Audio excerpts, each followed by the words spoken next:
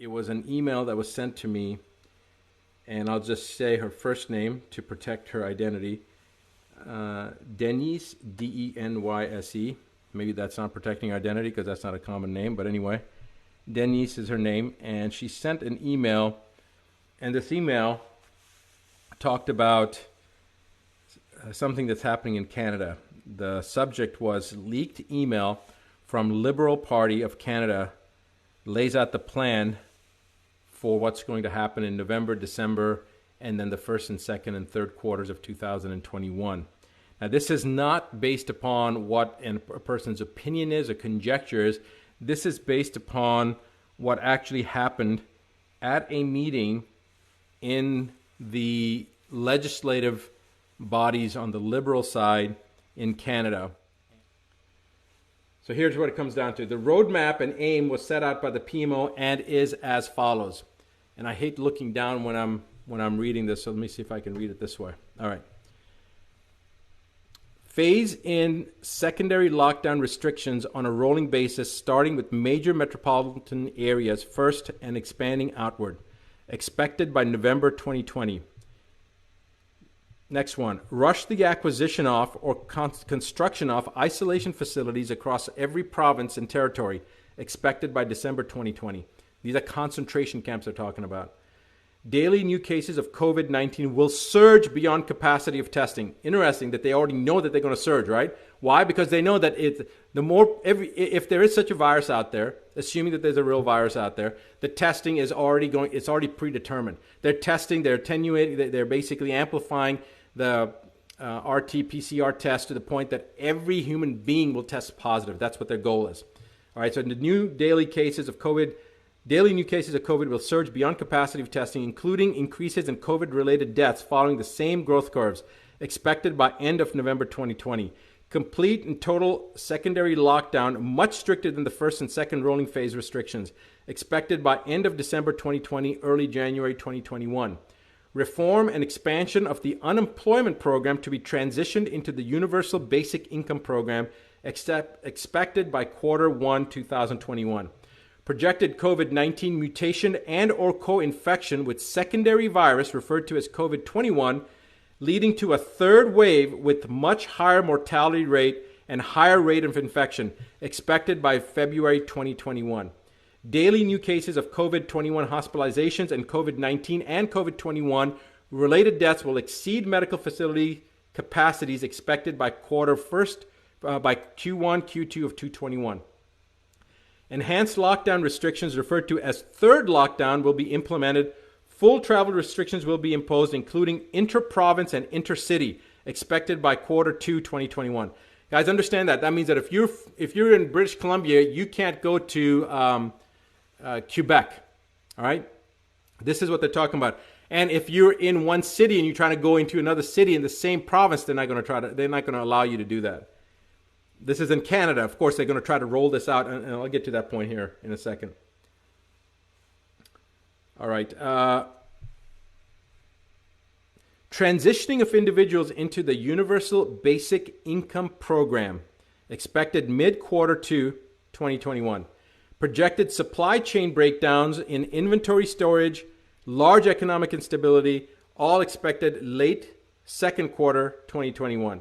Deployment of military personnel into major metropolitan areas as well as all major roadways to establish travel checkpoints, restrict travel and movement, provide logistical support to the area, expected by third quarter 2021. Along with that provided roadmap, the Strategic Planning Committee was asked to design an effective way of transitioning Canadians to meet an unprecedented economic endeavor, one that would change the face of Canada and forever alter the lives of Canadians. All right, guys, this is where it gets really disturbing, as if it's not already disturbing. What we are told was that in order to offset what was essentially an economic collapse on an international scale, that the federal government was going to offer Canadians a total debt relief. So people are getting excited about that. That sounds good, but wait. This is how it works. The federal government will offer to eliminate all personal debts, all mortgages, all loans, all credit cards, etc., with all funding which all funding will be provided to Canada by the IMF under what will become known as the World Debt Reset Program. In exchange for acceptance of this total debt forgiveness, the individual would forfeit ownership of any and all property and assets forever. In exchange for acceptance of this total debt forgiveness, the individual would forfeit ownership of any and all property and assets forever. The individual would also have to agree to partake in the COVID-19 and COVID-21 vaccination schedule, which will provide the individual with unrestricted travel and unrestricted living even under a full lockdown. So if you agree, you can go do anything you're doing as long as you partake in the COVID-19 and COVID-21 vaccination schedule, regardless of the lockdown. Magically, you take this vaccine and boom, guess what? You don't have to social distance. You don't have to wear a mask anymore because you have already gotten your vaccines. All right? So this is unrestricted living even under a full lockdown through the use of a photo identification referred to as Canada's Health Pass. Committee members asked who would become the owner of the forfeited property and assets in that scenario, and what would happen to lenders or financial institutions. We were simply told the World Debt Reset Program will handle all of the details. So when they were asked what happens to the property and what happens to the banks, don't worry about it, we're going to take care of it. That's what they were told. All right. And now it gets really, really interesting. Wow. Committee members asked who would become, I read that. Several committee members also questioned what would happen to individuals if they refused to participate in the World Debt Reset Program or the Health Pass or the vaccination schedule. The answer we got was very troubling. Essentially, we were told it was our duty to make sure we come up with the plan, meaning the Liberal Party was told that it was their duty to come up with a plan to ensure that would never happen. We were told it was in the individual's best interest to participate.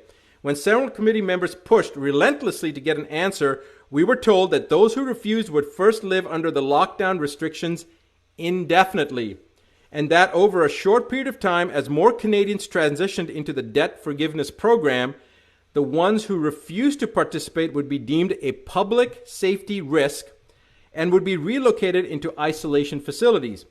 Once in those facilities, they would be given two options: participate in the debt forgiveness program and be released, or stay indefinitely in the isolation facility under the classification of a serious public health risk and have all your assets seized. As you can imagine, after hearing all of this, it turned into quite the heated discussion and escalated beyond anything I've ever witnessed before. In the end, it was implied by the PMO that the whole agenda will move forward no matter who agrees with it or not. That it won't just be Canada, but in fact, all nations will have similar roadmaps and agendas, that we need to take advantage of the situations before us to promote change on a grander scale for the betterment of everyone. The members who were opposed and ones who brought up key issues that would arise from such a thing were completely ignored. Our opinions and concerns were ignored. We were simply told to just do it. All I know is that I don't like it, and I think it's going to place Canadians into a dark future.